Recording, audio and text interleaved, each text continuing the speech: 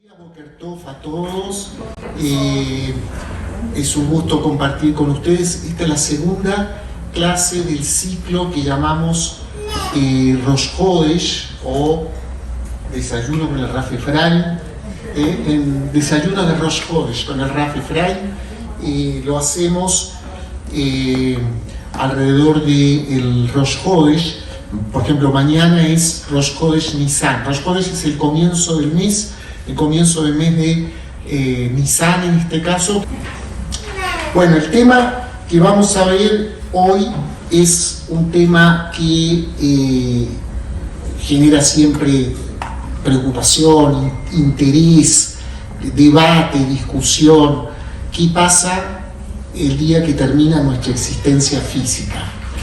Nosotros, hay muchas cosas en la vida, muchísimas cosas que no tenemos certeza, no sabemos hacia dónde nos va a llevar la vida, por decisiones nuestras, por decisiones de los demás, por circunstancias de la vida. No sabemos con quién, cuando somos jóvenes, con quién, si es que vamos a formar una pareja, si vamos a tener una familia, si vamos a prosperar en los estudios que encaramos o en las actividades económicas que hacemos. De esas cosas no sabemos si nos va a ir muy bien, si nos va a ir más o menos, si nos va a ir muy mal, pero hay una sola cosa que todos tenemos certeza, que es que algún día nuestra vida física va a terminar. Eso todos lo sabemos, todos esperamos, anhelamos que sea lo más lejano posible en el tiempo, pero sabemos que en algún momento nuestra vida, como nosotros la conocemos, termina, finaliza. Y eso es algo que nos preocupa porque esta es la vida que nosotros conocemos. ¿Qué hay después? ¿Hay algo o esto fue todo? ¿Hay algo más o se terminó? ¿Va a haber, incluso si hay otra cosa, voy a tener conciencia de eso? O sea, voy a tener algo que me va a decir cómo estoy ahora, que me está pasando, me voy a dar cuenta de algo o no, o es un sueño definitivo del que no tenemos ninguna más información o no sabemos qué hay. Y entonces las preguntas que tenemos es: ¿a dónde vamos al morir? ¿Qué sucederá al final de los tiempos? O sea, ¿hay un final de la vida? Y esto tiene que ver un poco con la idea mesiánica en el judaísmo, o esto es una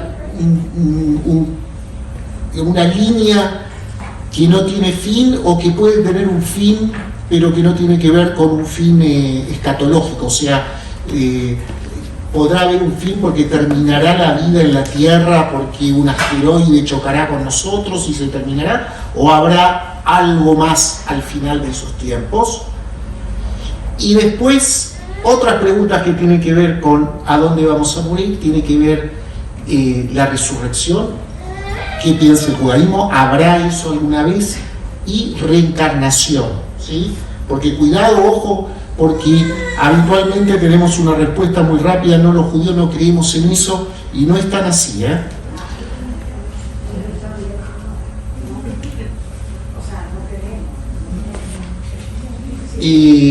Bueno, aparentemente en un principio no estaba prevista la muerte. O sea, de acuerdo, primero vamos a ir a la Biblia, vamos a ver lo que dice la Torá con respecto a esto. Y entonces, en el libro de Génesis, capítulo 2, versículo 17, está traído, estamos en el segundo capítulo de la creación. En el primer capítulo se habla de toda la creación y en el final aparece el ser humano.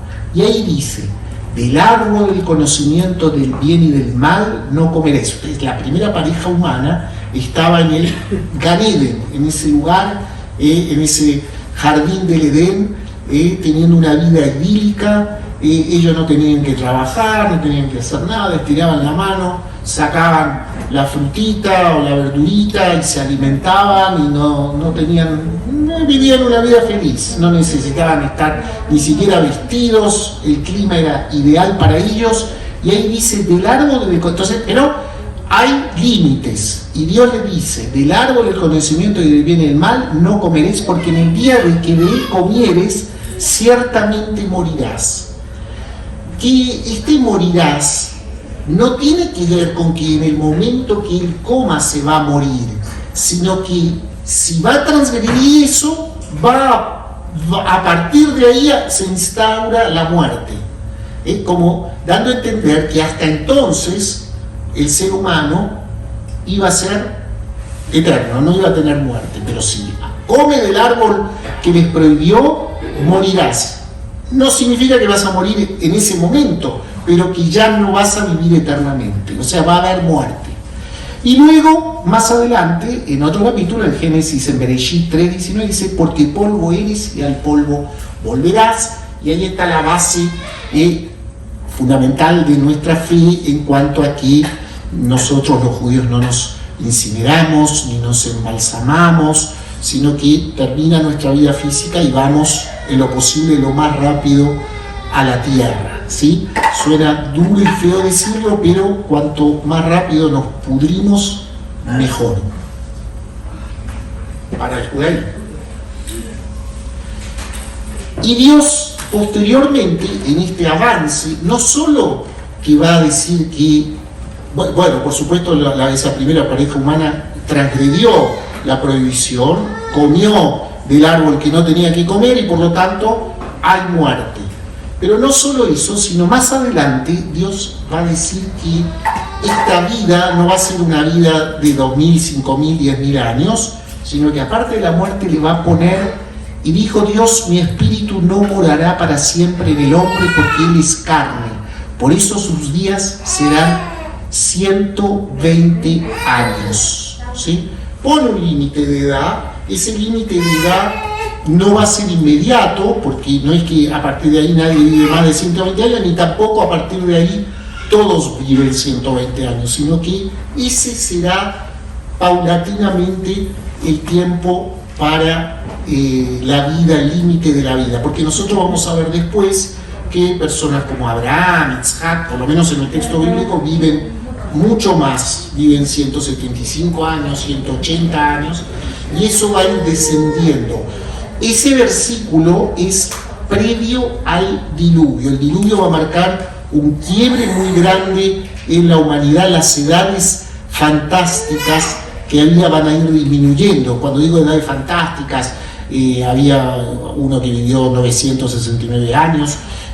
No estoy diciendo con esto que necesariamente, porque ustedes van a decir, la gente vivió tantos años como nosotros conocemos, no sabemos. Puede que las edades no sean las edades como nosotros las conocemos, el texto, pero seguramente eran edades importantes y fueron disminuyendo en el tiempo hasta que el límite establecido es 120 años. Entonces vamos a seguir avanzando.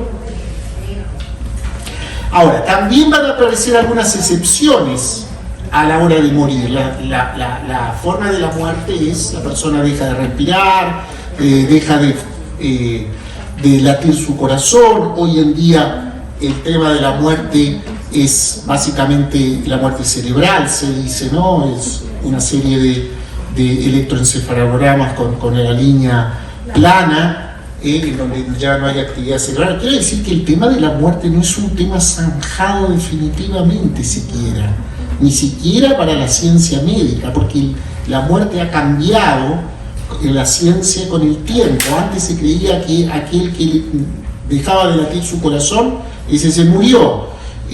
Después que no respiraba antes, y hoy en día ha cambiado y ha cambiado el tiempo que tiene que estar así, y eso puede seguir cambiando. Pero hay casos mencionados en la Torá acerca de personas que no tuvieron el tipo de muerte normal o común. Por ejemplo, nos dice la Torá, y anduvo Hanoch. Hanoch es uno de los personajes que aparece en los primeros capítulos de la Biblia, con Dios. De él dice que era una persona que andaba con Dios, o sea, probablemente él cumplía acciones positivas, era una persona que seguía las enseñanzas divinas. Y todavía quiero decir que esto es antes de Noé y antes del pueblo judío. Hanoch no es ni judío, ni es descendiente de Noé, es un personaje bíblico que aparece en los primeros generaciones de la humanidad y desapareció porque se lo llevó Dios. No dice que murió, dice porque los demás, de todos los demás decían murió, vayamos y murió, pero en el caso de Dios como que se lo llevó, no dice que hubo una muerte como en los demás casos. Y después, mucho después, vamos a encontrar otro personaje, este sí, parte del pueblo judío, y no solo un personaje que aparece en la Torá, sino es un personaje que todos conocemos en la tradición judía y que está presente en muchos acontecimientos que tienen que ver con la vida judía, que es el profeta Elías, Eliyahu Anabí. De él está dicho en el libro de Melahim, Bet, capítulo 2, versículo 11, y aconteció que mientras iban caminando, llegó un carro de fuego con caballos de fuego, y subió Eliyahu en un torbellino al cielo. O sea, Eliyahu no se muere, sino que se va en una carroza de fuego hacia las alturas. ¿Sí? Este es el personaje Eliyahu que nos va a acompañar en muchas ocasiones. Le cantamos a él cuando termina cada Shabbat. Está en cada circuncisión, hay un kisé Eliyahu Anabí, hay una silla, un sillón para Eliyahu. Está en el Seder de Pesaj, nos viene y le cantamos Eliyahu y abrimos la puerta y tenemos una copa de vino para Eliyahu. Este es el Eliyahu famoso que no se murió, se fue al cielo en una carroza. Ahora, también hay insinuaciones, pero son insinuaciones. Nosotros podríamos interpretarlo de diversas maneras, de otras maneras, lo que dice aquí el texto. Y Abraham murió en buena vejez, anciano y saciado de días, y se reunió con su pueblo. ¿Qué quiere decir se reunió con su pueblo? Quizás se reunió con sus antepasados, con los que formaban parte de su familia o de su clan, o puede ser sencillamente que fue sepultado como los demás. O sea, no sabemos qué está insinuando. Puede ser que está hablando de que se reunió con ellos y que tienen otra vida, pero no más detalles de esto. Ahora, vamos a seguir avanzando en la Torá. No hay mucho más respecto a una vida posterior en la Torá. Ahora van a aparecer dos textos, sí, que no forman parte del Humash. El Humash son los primeros 5 libros del Pentateuco, pero sí es parte de la Torá del Tanaj, ¿sí?, de los Nevi'im. Y aquí vamos a encontrar una profecía muy famosa, que es conocida como la profecía de los Atzamot Ayebeishot, que quiere decir los huesos secos. Esta profecía, en una primera instancia, nos va a parecer que estaría hablando de algún tipo de resurrección. Ya no estamos hablando de una vida posterior, pero sí estamos entrando en un tema que tiene que ver con todo esto, que es algún tipo de resurrección. Pero vamos a ver si efectivamente nos está hablando de esto. Entonces vamos a leer este texto. Tenemos 2 o 3 láminas, porque es un texto largo. Lo vamos a leer. Hay gente que no sé si hay para todos, pero hay varios que tienen texto escrito, que le pueden anotar. Esto también va a estar en YouTube subido, ¿no? Así que uno lo va a poder ahí ver después y puede tomar nota después. Y aparte al final va a haber una encuesta, ¿sí?, con algunas preguntas, y ustedes lo llenan. Vamos a leer el texto de pertenece al capítulo 37 del libro de Ezequiel. El profeta Ezequiel es un profeta. Hay 3 grandes profetas literarios que son fundamentalmente los que tienen libros extensos, que son Ishayahu, Isaías, Irmiyahu, Jeremías e Yehezkel, Ezequiel, ¿sí? Este profeta Ezequiel, él era un Cohen, y él fue testigo de la destrucción del primer templo, el Beit HaMikdash Rishon. Estamos hablando del año 586, y él fue al exilio a Babilonia. Cuando era muy jovencito, un niño, parece que estuvo presente en la destrucción, fue testigo de la destrucción y marchó al exilio este profeta. Y él nos profetiza y está hablando allí: posóse sobre mí la mano del Señor, y el Señor me sacó fuera en espíritu y me colocó en medio de la llanura, la cual estaba llena de huesos. Nos está hablando el profeta, dice que Dios se le apareció, digamos, y lo llevó y me colocó en medio de la llanura, y esta llanura estaba llena de huesos, y me hizo pasar junto a ellos todo en derredor. Y he aquí que eran muchísimos sobre la faz de la llanura, y he aquí que estaban muy secos. ¿Sí? Está hablándonos que todos estos huesos estaban secos. Y él me dijo: hijo del hombre, Ben Adán, así lo llama Dios a este profeta, ¿podrán revivir estos huesos? Y respondíle: Señor Dios, tú lo sabes. Dios le hace una pregunta como retórica, así: ¿cómo podrán revivir? Y dice: qué sé yo, tú eres el que decide esto. Luego me dijo: profetiza sobre estos huesos y diles: huesos secos, oíd la palabra. Vamos a seguir. Oíd la palabra. Así dice el Señor a estos huesos: he aquí que yo haré entrar espíritu en vosotros y viviréis. Ahí tenemos los huesos que se están levantando. Y pondré sobre vosotros tendones, y haré crecer sobre vosotros carnes, y os cubriré de piel, y pondré espíritu en vosotros, y viviréis, y conoceréis que yo soy el Señor. Profeticé pues como me había mandado, y hubo un ruido mientras yo profetizaba. Y luego he aquí una conmoción, y los huesos se acercaban cada hueso a su hueso. Se juntaban, se unían los huesos, de tal manera que se produce todo este episodio impresionante. Y mirando, ya he aquí que tendones y carnes crecieron sobre ellos, y cubriólos por la piel por encima, pero no había en ellos aliento. O sea, se estaban formando los huesos y luego la carne, y ya había un cuerpo, pero no había vida todavía. Faltaba aliento de vida. Entonces me dijo: profetiza al aliento, profetiza.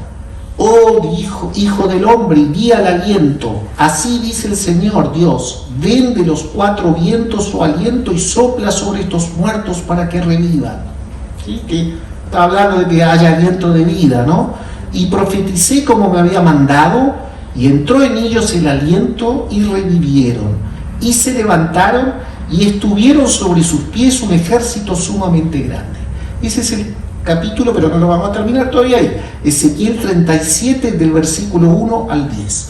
La primera imagen que tenemos es que está hablando de que algún día parece ser que los huesos de las personas cobrarán vida y se unirán otra vez los huesos, y habrá piel sobre ellos, habrá carne y tendones y músculos y piel después, y finalmente se levantarán con vida.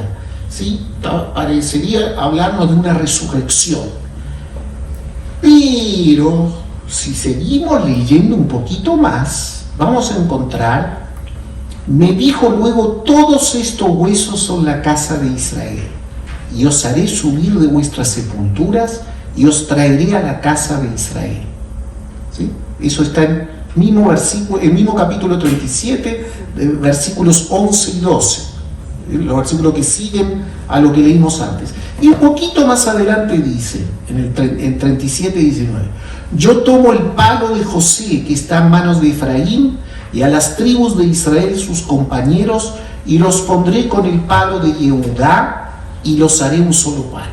Entonces, si leemos un poquito más, vamos a descubrir que lo más probable que esta profecía no es una profecía de que va a haber una resurrección de los muertos, sino es una profecía de tipo política, que está diciendo que la tribu Efraín era el hijo de Yosef, y era uno de los reinos, era también conocido como el reino de Israel, y eran las 10 tribus que se habían perdido cuando Asiria había ocupado, y los pondré con el palo de Yehudá. y los haré un solo pueblo. Eso es el reino de Yehudá que acababa de ser destruido. Entonces lo que está diciendo es que va a revivir el reino de Israel y va a revivir el reino de Yehudá destruido y serán un solo reino. O sea, no nos estaría hablando directamente de una resurrección de muertos, sino una resurrección del reino, ¿sí? Y así medio metafóricamente habla de que se van a levantar porque estaban destruidos y todo. El que sí nos va a hablar y se dice que es el texto bíblico bastante difuso, ¿no? No es que dice directamente hay otra vida y van a resucitar y después va a pasar esto. Es el profeta Daniel. El profeta Daniel, profeta que vivió en Babilonia, de los que se quedaron viviendo en Babilonia, y él fue, por eso su libro, si bien profeta, en tanto profeta que no es originario de la tierra de Israel, no forma parte de los Nevi'im, sino está en el último grupo de profetas, el último grupo de libros, los que tuvimos, o agiógrafos, porque él no profetizó nunca en la tierra de Israel, sino vivió todo el tiempo en Babel y anticipó la derrota de Babel a manos de Persia, ¿sí? Del rey Ciro, que es el que permitió el retorno de los hebreos que quisieran a reconstruir el segundo templo. Entonces, este profeta Daniel dice: también una multitud de dormidos en el polvo de la tierra despertará, los unos para vida eterna y los otros para deshonra y aborrecimiento eterno. Entonces los que son sabios brillarán como el resplandor del firmamento, y los que hayan vivido a justicia, a muchos como las estrellas para siempre y eternamente. Este texto de Daniel, la mayoría de los comentaristas dicen que es el texto que más nos habla que algún día va a haber una resurrección de los muertos, que este texto sí se estaría refiriendo definitivamente a la resurrección. Ahora ustedes me van a decir, bueno, pero ¿qué hay de la vida después? ¿Qué nos habla la Torá de esto? Esto es todo lo que hay, y la verdad es que sí, hay muy poco de una teología o un desarrollo escatológico acerca de lo que pasará al final o lo que sucederá con la vida de las personas en la Torá, por lo menos. Pero hay otras cosas también. Hay otras cosas que vale la pena leer sobre la existencia. Aquí vamos a hablar de un espíritu que aparece. Esto es en el libro de Shmuel. Shmuel, también Naví, gran profeta, gran juez de Israel, está traído en Shmuel Aleph. Era el rey de Israel, el rey Shaul, ¿sí? Pero el rey Shaul había caído en desgracia porque no cumplió el mandato de Dios que le había ordenado terminar con todo el reino de Amalek y pasar por la espada al rey, a todo el ganado, a todas las personas que había.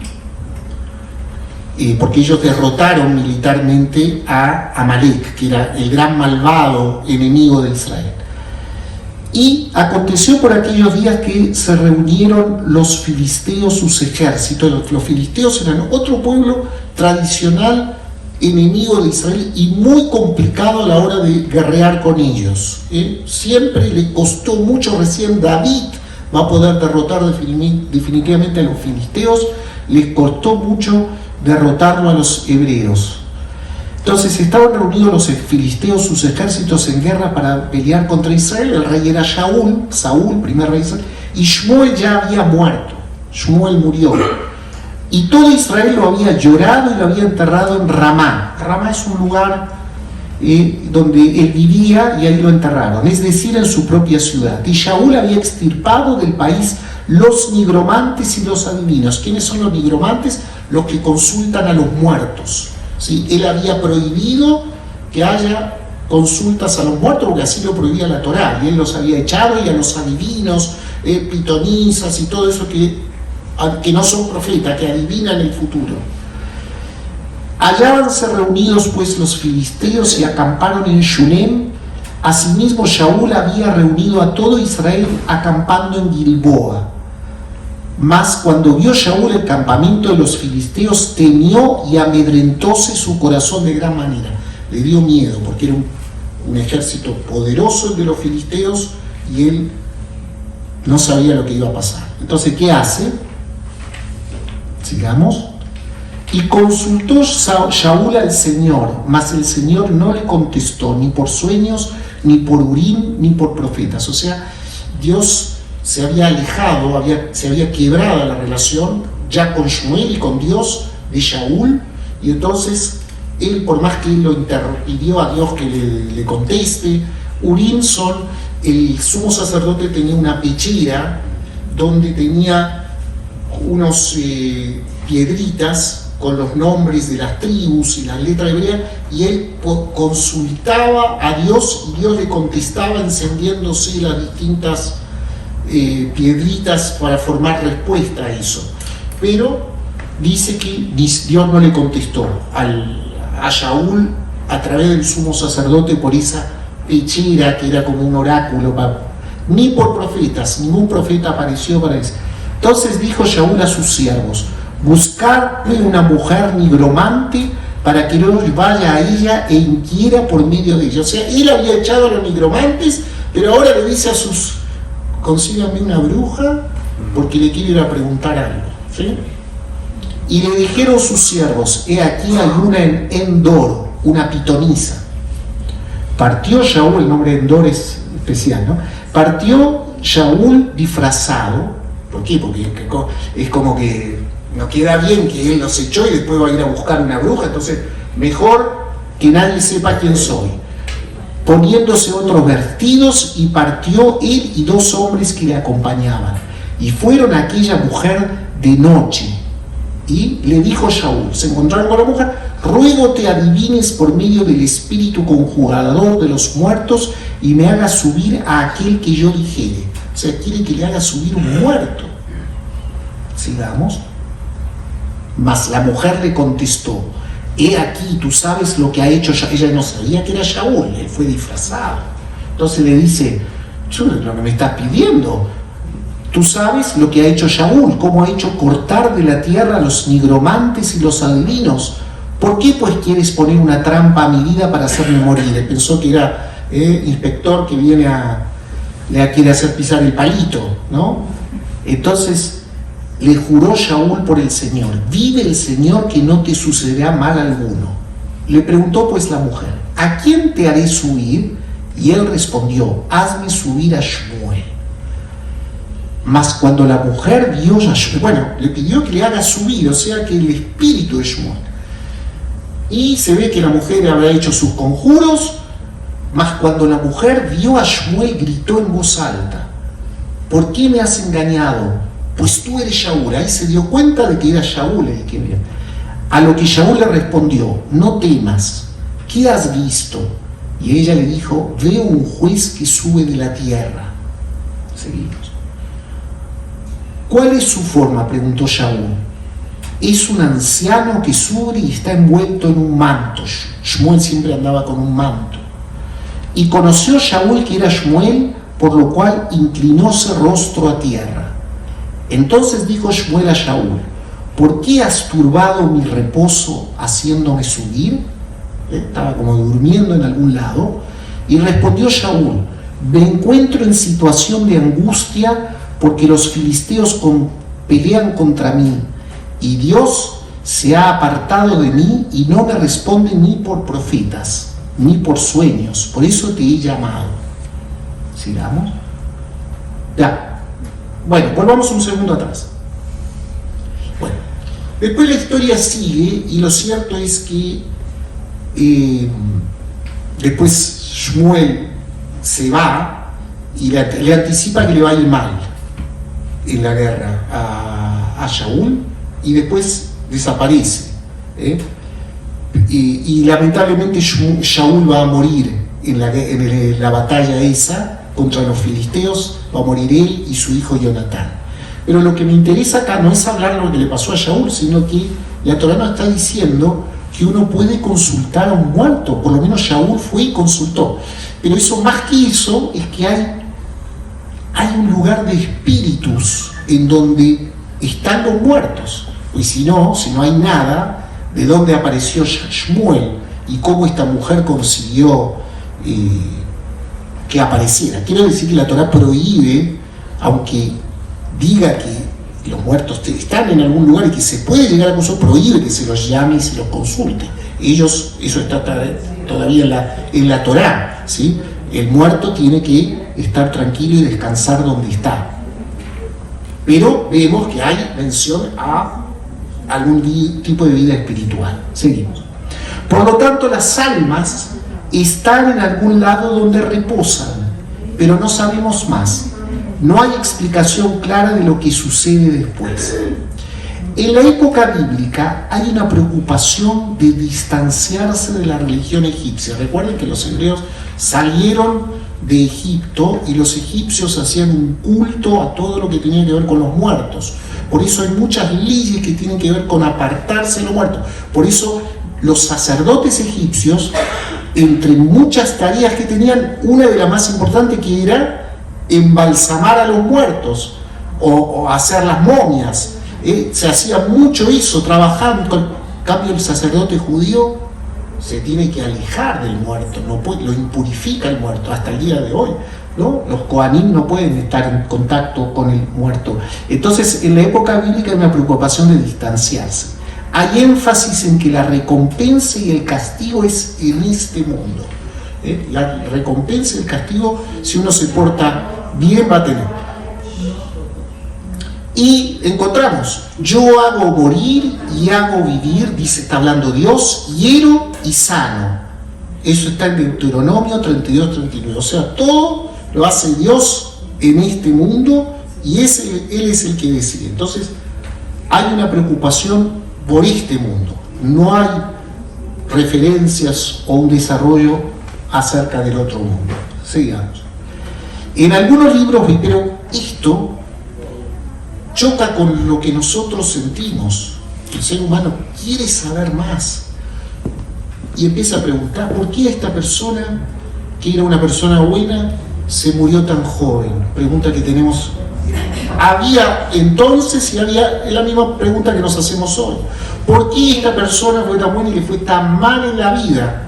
Por lo menos uno ve y la pasó mal, sufrió, y un buen tipo. En cambio fulano, que es un malvado, una porquería de tal por cual, el tipo le va súper bien y está feliz y contento. Entonces, eso ya se empieza a ver. Y hay textos bíblicos que nos hablan de eso. Por ejemplo, el libro de Eclesiastés, el libro de Job, incluso el libro de Habacuc, un libro poco conocido.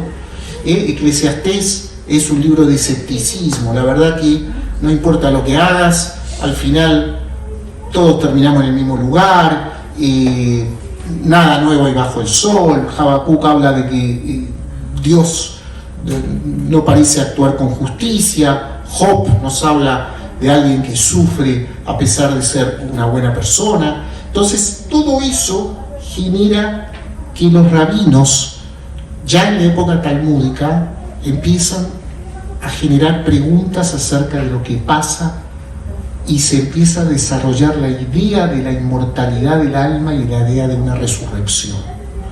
Y esto se da en el marco de la lucha entre dos grandes grupos que había en aquellos tiempos, que son los fariseos y saduceos. Había tres grupos en la época alrededor del segundo templo, ya sea alrededor de la época de destrucción del segundo templo: los prushim, fariseos, los tzedukim, saduceos, y los isim, esenios, ¿sí? Este grupo vivía más bien apartado. Se han encontrado en el desierto de Yehudá, el famoso Qumran y lugares donde ellos vivían en comunidades, que le daban mucha importancia al tema de la pureza. Pero el resto del pueblo eran mayoritariamente prushim y tzedukim. La mayoría del pueblo era prushim, fariseo. Hoy en día la expresión fariseo tiene una connotación negativa en el lenguaje, porque a partir de visiones cristianas, ¿no? Los fariseos del templo, pero el grueso del pueblo judío era fariseo, era más popular, los rabinos son fariseos, prushim, pero no hay que tomarlo con esa connotación negativa que el mundo cristiano lo ha traído. De alguna manera nosotros somos descendientes del fariseísmo. Los tzukim eran más bien la clase acomodada, que más bien el sector ligado al sacerdocio, que querían transar con el imperio, con los romanos. Los fariseos eran más nacionalistas, querían liberarse de los romanos. Ahora, una de las cosas también en temas de pensamiento y de religión tienen grandes diferencias. Los fariseos creen en la inmortalidad del alma y en la resurrección de los muertos, y eso lo van a impulsar y lo van a dejar escrito en los textos que nos llegan a nosotros de su creatividad, el gran texto que es el Talmud. Entonces, ¿qué va a decir el Talmud? Ya no estamos en la época de la Torá, estamos en la época del Talmud. Vamos a encontrar una Mishnah en Sanedrín que va a hablar de todos estos temas. Sanedrín en apariencia no debería hablar de estos temas, porque Sanedrín habla de los sistemas de justicia, como están ahora en la convención, cómo son los sistemas de justicia, y de las penas y de cómo se transformaban los tribunales en la época talmúdica. La palabra Sanedrín significa justamente tribunal grande, como la Corte Suprema que había en aquellos tiempos de 71 miembros, todos grandes sabios. ¿Y ellos qué dicen? Dicen, todo en la Mishnah Sanedrín, dice, todo Israel participa en el mundo del futuro, como dice, aparece la idea de Olam Haba, mundo del futuro. Como dice lo escrito, y traen un versículo para apoyarse, por supuesto un versículo que ellos toman con un estilo de Drash, de Midrash, pero no es. Y tu pueblo, todos ellos serán justos, para siempre heredarán la tierra, renuevos de mi plantío, obra de mis manos para glorificarme. Ellos son justos para siempre y van a heredar la tierra. Bueno, entonces, siguen diciendo, todos participan, pero hay algunas excepciones. Los siguientes no participan en el mundo por venir. Los que niegan que la resurrección de los muertos está contenida en la Torá y que la Torá es del cielo, y los descreídos. O sea, los que no creen que va a haber, muy bien, no vas a, si no crees, tampoco vas a tener un lugar ahí. Y los que no creen en nada. Todos esos. Ahora, está hablando del pueblo hebreo, no está hablando de los demás, está hablando por ahora. Entonces, esto es una Mishnah, es un texto importante de Sanedrín, y por lo tanto, ahí encontramos que va a haber un mundo futuro, y que en ese mundo futuro supuestamente van a ir las almas. No nos da detalles de todo cómo será. Seguimos. Ahora, hay 12 nuevas presentes. Retribución y castigo para la nación judía. Va a haber una retribución y un castigo para el pueblo por su conducta. Y hay dos, cuerpo y alma son una unidad indivisible y que buscan volver a unirse. En algún momento, el cuerpo y el alma que se separan al final de la existencia van a volver a reunirse. Bueno, entonces traje algunas misceláneas. Hay muchas reflexiones sobre todo este tema, pero les traje algunas cosas que son medio como simpáticas. Cleopatra, la famosa Cleopatra, la reina de Egipto, le preguntó a Rabbi Meir: yo sé que los muertos resucitarán, ya que está escrito, florecerán como la hierba de la tierra. Tengo una duda, ¿se levantarán desnudos o vestidos? ¿Y quién le contesta? Hay muchas preguntas de este tipo, yo les traje, porque si no podemos estar hasta... Hay muchas, pero les traje algo simpático que me pareció. Entonces, ¿qué le contesta Rabbi Meir? Dedúcelo por analogía, replicó el maestro. Si un grano se entierra desnudo, cuando se planta, se siembra, ¿no? Y brota vestido, con más razón saldrán vestidos los justos que se entierran vestidos. ¿Por qué se entierran vestidos? No es que se le ponen las mortajas, los tajirjim, a eso se refiere a que se entierran vestidos, ¿sí? Por eso, si se entierran vestidos, van a salir vestidos. En cambio, si el grano que se enterró sin desnudo sale vestido, más aún las personas que se entierran vestidos. Eso está en Sanedrín. Sanedrín trata de todos estos temas. Avanzamos. Otro texto que aparece en el Pirkei Avot. El Pirkei Avot es una Mishnah, también un tratado de la Mishnah, pero que nos habla, generalmente la Mishnah nos habla de textos legales, ¿sí? En general casi todas las Mishnayot son legales, a veces con un lenguaje seco, un lenguaje lacónico, y después va a venir la Gemara y lo va a analizar, la Mishnah, y va a tratar de cada palabra deducir más leyes, y va a tratar de entenderlo. Pero el Pirkei Avot es un texto todo de Mishnah, sin Gemara en principio, que nos habla de enseñanzas, llamémosle éticas, morales, son reflexiones de los rabinos acerca de cómo tiene que ser la persona, la comunidad, cómo conducirse en la vida. Y allí nos dice Rabbi Yaakov, que es uno de los Tanaim son los autores de la Mishnah, este mundo es un vestíbulo que conduce al mundo venidero, que es como el palacio, ¿sí? Prepárate mientras estás en el corredor, que sería el vestíbulo ese, para poder ingresar al palacio. O sea, el mundo venidero, hay un mundo venidero que es un palacio, y uno en este mundo es como una antesala, y uno se tiene que preparar. Es como que me estoy arreglando, me estoy vistiendo, me pongo lo mejor, voy a entrar a la sala, que es ahí donde pasan las cosas importantes. Y luego dice, él solía decir, es preferible, acá va a haber parece una aparente contradicción, porque él solía decir, es preferible una sola hora de arrepentimiento y buenas acciones en este mundo, antes que toda la vida en el mundo venidero. O sea, aparentemente este mundo es más importante.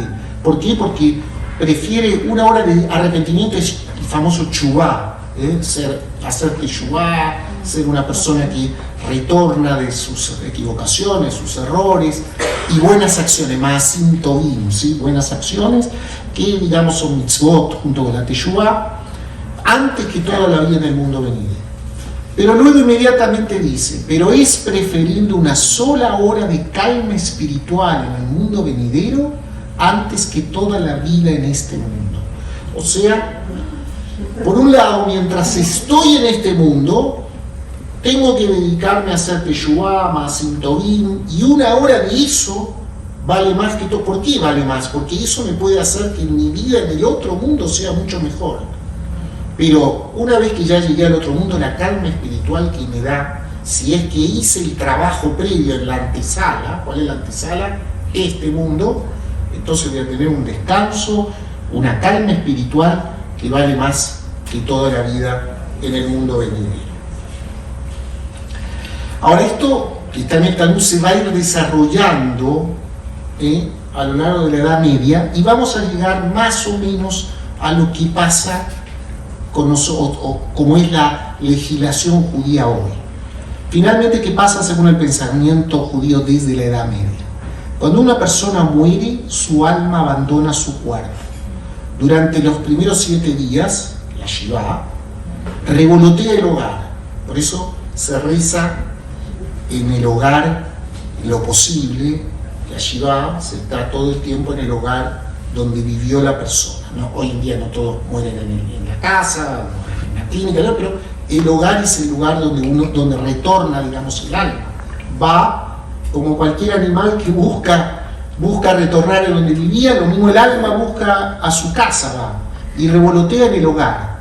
Por eso se hace la Shivá, y por eso muchos también, no sé si conocen, hay una tradición, hoy en día no se hace tanto, pero que es que cuando termina la Shivá, hay gente que sale y da una vuelta a la manzana, porque despiden el alma, la Neyamá se va. Estuvo dando vueltas, pero ya despedimos a la Neyamá, se da una vuelta a la manzana y se dice chao Neyamá, que tengas un buen viaje, que vayas bien hacia el Olam Abá. Y por eso hay muchas costumbres. Tapar los espejos también tiene que ver con la Neyamá que anda dando vuelta en la casa, el tirar toda la agua, porque el agua puede captar lugares, espíritus, entonces se bota el agua que había en el lugar cuando murió la persona. Ahora, los primeros 12 meses mantiene esa Neyamá algún tipo de relación con este mundo, yendo y viniendo hasta que el cuerpo se desintegra y el alma llega al Olam Abba. Por eso decimos 11 meses el Kadish, porque dicen nuestros sabios que un malvado, una persona mala, necesita 12 meses. Y como nosotros sabemos, tenemos la fe y la confianza que ninguno de nuestros seres queridos es malvado, entonces se dice el Kadish 11 meses. Y 11 meses y un día, algunos. Y aparte, ahora, el alma supuestamente está en algún lugar. Vamos a ver qué es lo que piensan algunos rabinos y sabios acerca de cuál es ese lugar donde está hasta que va a ir al Olam Abba. ¿Qué hacen las almas? Ahí está. ¿Dónde están mientras tanto? Algunos dicen que están en el Sheol. El Sheol es un mundo de ultratumba. Es en un lugar donde van las almas mientras tanto, mientras se van preparándose para el Gan Eden, que es o el Olam Abba, que es ese mundo celestial, paraíso, etcétera, los distintos nombres que puede tener. Esta palabra Sheol es una palabra que aparece numerosas veces en la Biblia, de difícil traducción, por eso en general le ponen Sheol, sin traducir. Dios mata y da vida, o sea, Él hace que la persona muera y la hace vivir. Él hace descender al Sheol y da vida. En la oración de Haná, Haná es la mamá de Shmuel, que en el capítulo 2, versículo 6, ella está relatado ahí que ella no podía tener hijos, entonces fue a pedir a Dios y después hace finalmente Dios pudo concebir a Shmuel y hace una plegaria muy, muy significativa, muy profunda, que leemos nosotros, si no me equivoco, en Rosh Hashanah, en la Haftará, y ella ahí, dentro de esa plegaria menciona el Sheol, pero no es el único lugar, aparece muchas veces esa expresión Sheol. Sheol es como un lugar, un mundo de ultratumba. Ahora, los malvados están en el Geinom. ¿Qué es este Geinom?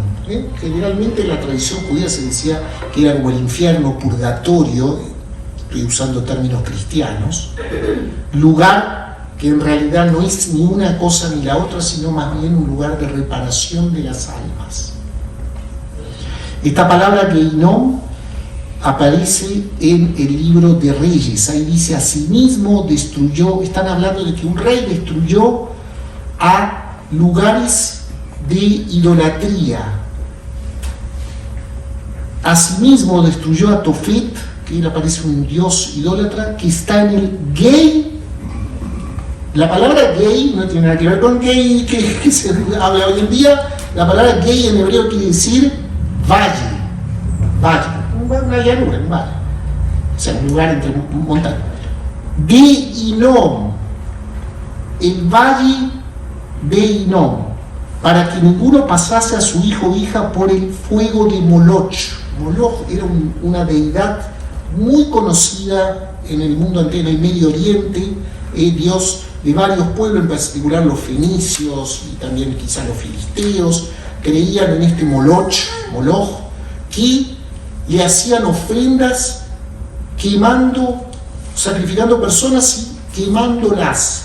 Entonces parece que en este valle de Inom, o del hijo Gei Ben Inom, o Gei Inom, Inom era el nombre de una persona, que estás al lado, cerca de Jerusalén, ahí quemaban varios de estos pueblos idólatras, hacían pasar a sus hijos o hijas como ofrendas, entonces destruyeron todo eso. Entonces, quizá de ahí, de esa palabra de que se quemaba gente, ahí viene esta idea de que, y de ahí viene la palabra Geinom, en el sentido de que se queman algunas personas ahí, ¿sí? Pero no hay una relación entre infierno de quemarse con la expresión esa que Geinom es un lugar físico, que pasaban cosas ahí, no es un lugar del mundo de la escatología, digamos, el final de los tiempos.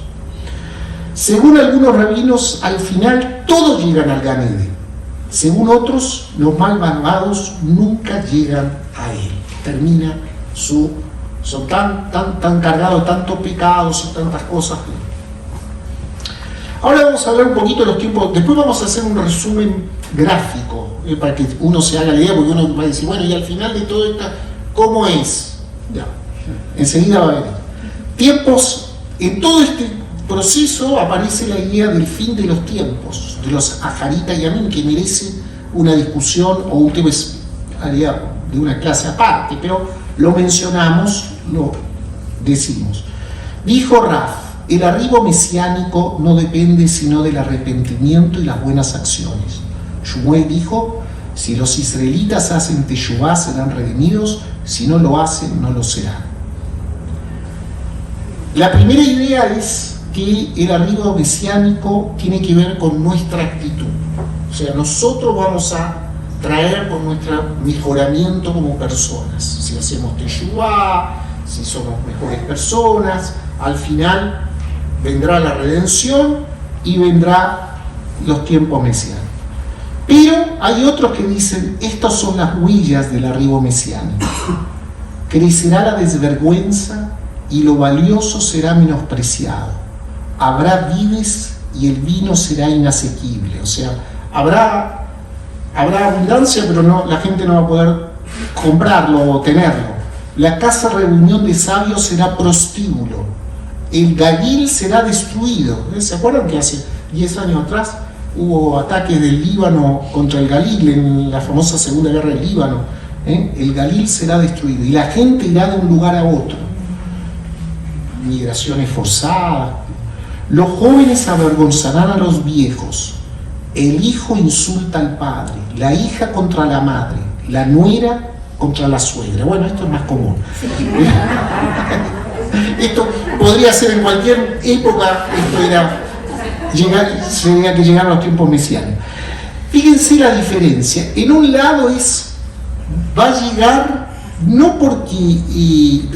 porque las personas van a llevar eso a través de su mejoramiento como personas. Y en otro, el mundo va a ir deteriorándose hasta que llegue, se toque fondo, y cuando se toque fondo va a llegar el Mesías. O sea, en una concepción el mundo va para arriba éticamente y ahí llegará. En otra concepción va para abajo, hacia abajo, y al llegar al fondo, o sea, según una, cuanto mejor, según el otro, cuanto peor, mejor. ¿En qué sentido? Que va a acercarse los tiempos mesiánicos. Y según algunos, estos llegarán de todas maneras, y según otros, solamente por la acción humana. Pues aquí, les hice un diagrama, digamos, para que uno sea... Esto es un esbozo, no es que... Y vuelvo a decir una cosa, esto es suposiciones, esto no es alajá. En la alajá se dice esto tiene que ser así, esto tiene que ser así. Todo lo que es algo que nosotros no podemos ver, ni probar, ni comprobar, es solamente suposiciones de la visión judía en general. ¿Qué pasa? Cuando viene la muerte, la persona muere, el cuerpo, va a la tumba. Pero el alma, dijimos, que viene por abajo, va al Sheol, que es ese lugar de reposo de las almas mientras tanto. Y luego inician su viaje, que va hacia el Gan Eden directamente, lo cual es muy difícil, porque difícil que alguien vaya directo al Gan Eden, alguna yayita tiene. Entonces, los otros van al Geinom. Geinom sería como una especie, o si no lo quieren llamar Geinom, podemos llamar un taller reparador de almas. El alma se mejora, se repara. Y luego, la flecha manda de vuelta al Gan Eden. Esa persona va a ir de vuelta al Gan Eden, finalmente una vez. Si es una persona que fue muy buena, va a estar muy poquito tiempo en ese taller de reparación de almas. Y si es mala, estará mucho tiempo, y según algunos, ahí se quedará, no, si es tan mala.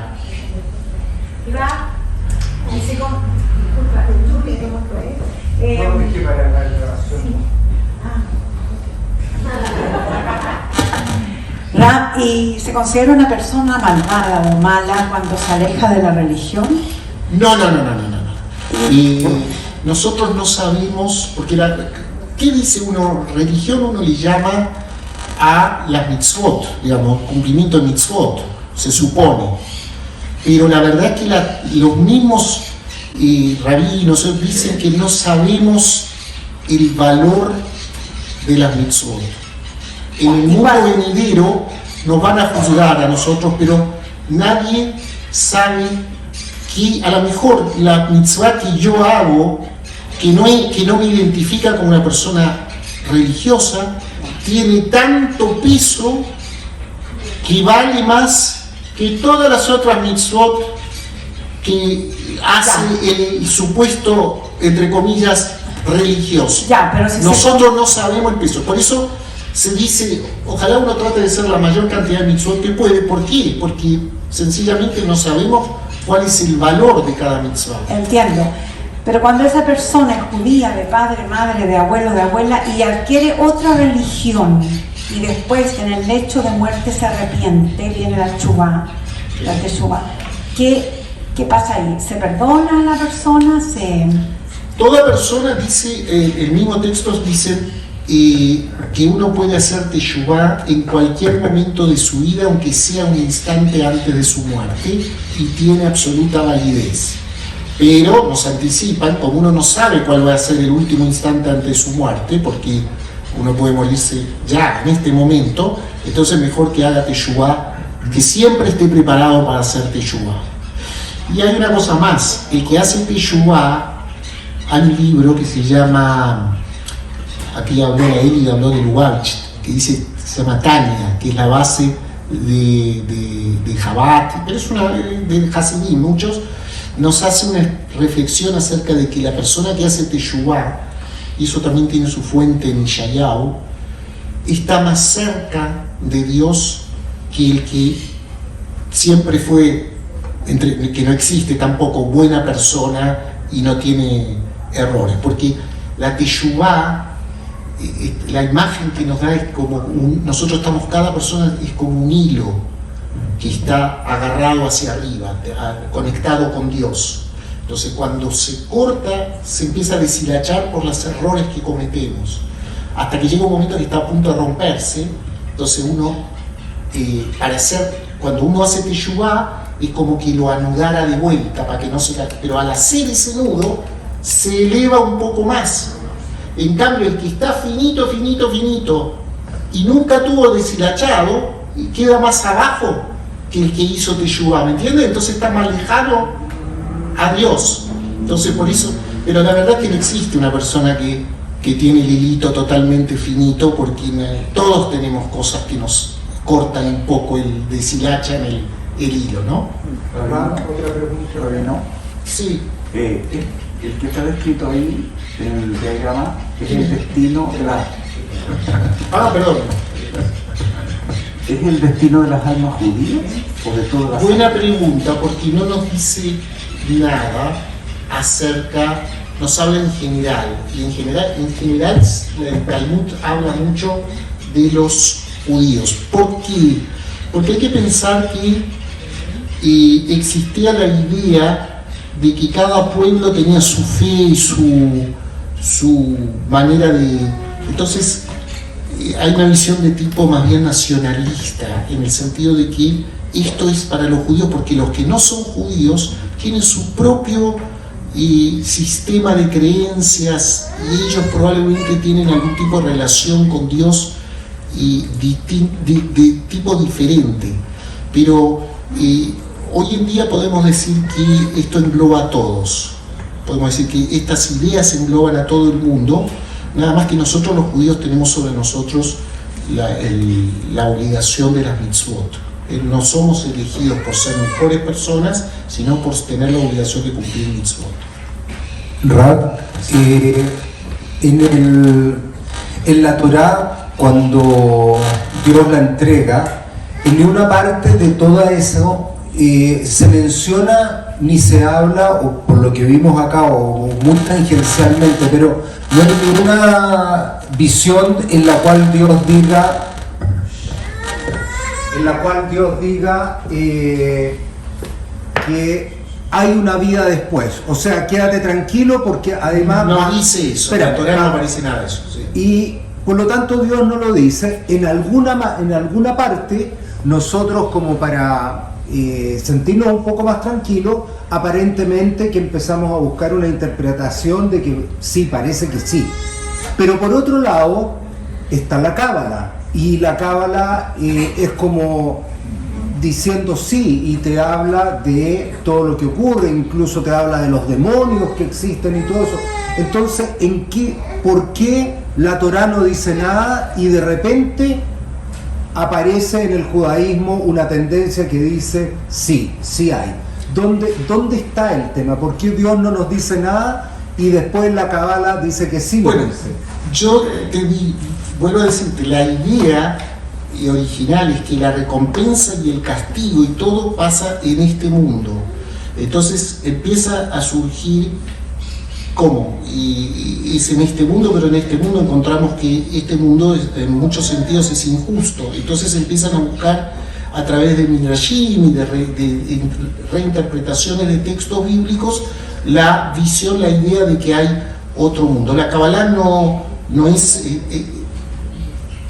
es una cosa separada de esto, o sea, la Kabbalah viene después, estamos hablando a partir del Sefer Abair del siglo XII, después el Zohar, que van a incorporar interpretaciones, sobre todo interpretaciones de estos textos que no aparecían en las primeras interpretaciones. Entonces ellos lo van a interpretar de otra manera. Ahora vamos a hablar de la Kabbalah, inmediatamente, ¿sí? Antes de terminar.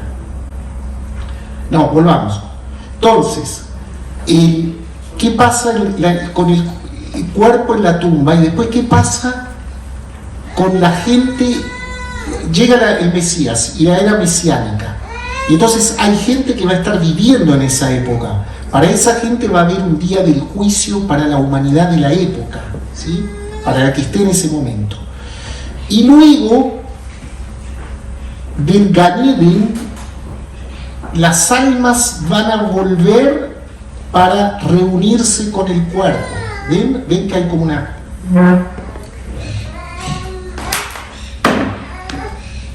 Esto, las almas que están ahí van a llegar acá.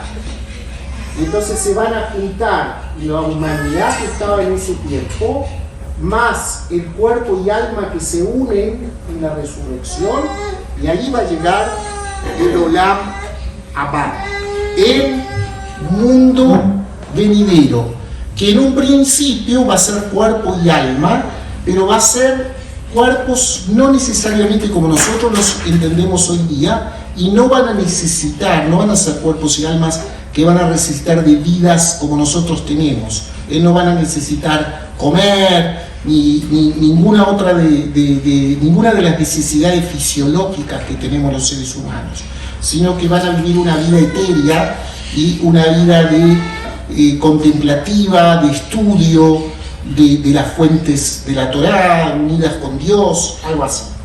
Ahora, el mundo de la Kabbalah va a generar, también creen en todo esto, que se desarrolló en la Edad Media, pero va a generar una variante mística para la reparación de las almas, que no es el Geinom, ahí está mal escrito, es Geinom. Esa variante mística es la reencarnación. Entonces vamos a pasar, o sea, el alma, en vez de ir a un taller de reparación de almas, va a volver al mundo físico y se va a reencarnar para aquí, para reparar el alma que no cumplió la misión que tuvo que haber cumplido en el momento en que vivió en un cuerpo. Y por eso va a entrar a otro cuerpo. Esa reencarnación es conocida en hebreo como Gilgul de Shamot, o transmigración de las almas, que no se sabe cómo llegó al judaísmo. Fue rechazado por los filósofos judíos medievales que no creían, pero fue dado por supuesta a partir del siglo XII por los cabalistas. Primero el Sefer Abair, después el Zohar, y después aparecen muchos otros textos. Cada ser humano, dicen, tiene una nueva oportunidad de ganarse la vida eterna si es que no cumplió a cabalidad su misión en el mundo material. Mediante el Gilgul, transmigración de almas, o como se dice popularmente reencarnación, vuelve una y otra vez hasta cumplir su misión. Entonces ahí se va reparando el alma. Ojo, esto lo cree una variante mística del judaísmo. Los cabalistas y fundamentalmente el mundo jasídico cree mucho en esto. Y del mundo jasídico pasó a otros grupos también, de que hay una reencarnación. Por eso esa opinión de que los judíos no creen en una reencarnación, un momentito, depende quién. ¿Qué significa esto? Si la persona no cumplió, el alma va a volver a otro cuerpo y ellos van a decir que, por ejemplo, personajes bíblicos reencarnaron en rabinos de la época del Talmud y otros personajes así. Va a haber libros que van a discutir acerca de cuántas veces se puede reencarnar. Unos van a decir hasta 3 veces, otros van a decir hasta 1000 veces. Y otros van a preguntar, ¿se reencarna solo en otra persona? ¿O se puede reencarnar en un objeto? Por ejemplo, en un animal o en un objeto inanimado, incluso en una piedra, en un árbol. Entonces van a decir, bueno, ¿y cómo cumple la misión si uno se va a una piedra, a un árbol? Entonces van a decir, bueno, cuando de ese árbol se saca un fruto y se cumple una misión, se le dice una brajá al comerla, entonces cumplió la misión. O cuando, no sé, reencarnó en una semilla de no sé qué, de algo, y esa semilla es luego recolectada y es cocinada y es preparada, y después llega a la mesa de alguien y alguien lo come y se alimenta con eso y puede de esa manera vivir y estar mejor, cumplió su misión. Esa es y va a subir de categoría a un alma humana. ¿Entienden? Así es como funciona este mundo. Y van a decir y van a preguntarse, ¿y un hombre, el alma original de un varón puede reencarnar en una mujer? Y entonces van a explicar incluso por qué hay gente que es trans, porque su alma original era varón y después reencarnó en una mujer, y entonces es mujer, pero en cuerpo de mujer, pero se siente hombre, y dan explicaciones a todo eso, ¿sí? Es interesante todo eso. Entonces, hay libros que hablan de todo eso. Entonces, ¿cómo? Que la Torá no nos dice nada de eso. La Torá no habla de eso. Estos son interpretaciones que hay a partir de los textos bíblicos, de cómo la Torá no nos dice pasa esto y esto, no nos dice. Nos dice cosas que son para este mundo. Nos dice no hay que comer esto, hay que ser bueno, no hay que amarás a tu prójimo como a ti mismo, no asesinarás. Está dedicado a la vida en este mundo. Lo demás son elucubraciones a partir de interpretaciones Midrashim y Agadot de los textos bíblicos. Yo tengo una pregunta. ¿Hay categorías de almas? Porque entiendo que hay, como dijiste antes, que había como algunas almas más elevadas que otras.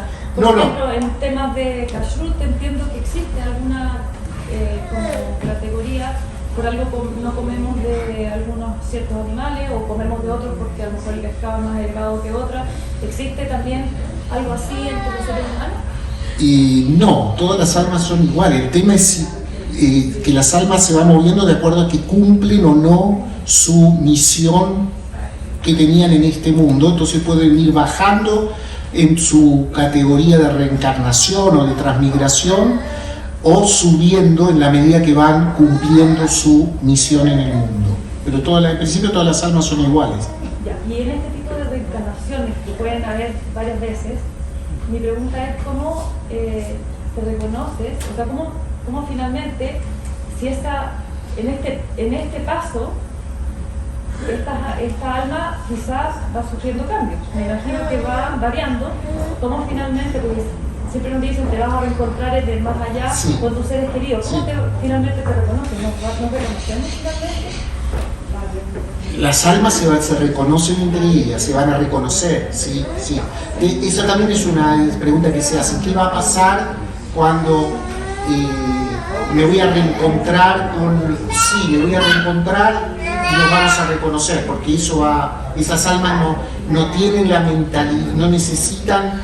El cuerpo ya no es lo que los marca, o sea, no voy a necesitar ver tu cara me resulta conocida porque va a haber una relación que no hay en la relación física, digamos. Bueno, esto es solo momento. Yo no estoy diciendo que esto es así necesariamente, estoy diciendo lo que en general la tradición judía ha desarrollado. Y esto de la reencarnación es una variante mística de fe. No todos creen en esto. Hay algunos que creen en esto, que solucionan algunas cosas y ponen en duda otras, ¿sí? Pero esta es la idea, ¿sí? Que hay una vida posterior, por supuesto, y que eso en algún momento llegaremos a esa vida posterior. Sí. Una pregunta, siguiendo más o menos como la línea de tiempo para llegar a la nueva, el Gan Eden Sí, el Gan Eden es un lugar intermedio hasta... Algunos lo llaman lo mismo, algunos dicen Gan Eden o la mamá es lo mismo, y hay otros que separan y dicen que Gan Eden es el lugar y que al final de los tiempos, cuando terminen los tiempos de esta humanidad, todos van a ir al Olam Abba. ¿Por qué? Porque se van a juntar, en el Gan Eden las almas se van a juntar con sus cuerpos y van a ir al Olam Abba, pero ese Olam Abba no va a ser un Olam Abba, no es que vamos a vivir como vivimos ahora porque tenemos cuerpos, sino va a ser otro tipo de existencia. ¿Sí? El Sheol sería como un lugar donde están hasta que inician el viaje hacia el Gan Eden. Cuando diferenciaste un poco la línea, hablas del Sheol y el que son como estadios preparatorios. No. Primero estaría el Sheol, que es un lugar de estacionamiento, mientras es como que, bueno, vamos a estacionar acá, mientras se abre Exacto, se separa el Sheol porque el alma acostumbrada a estar ligada a un cuerpo necesita un periodo de adaptación a esa nueva vida puramente espiritual.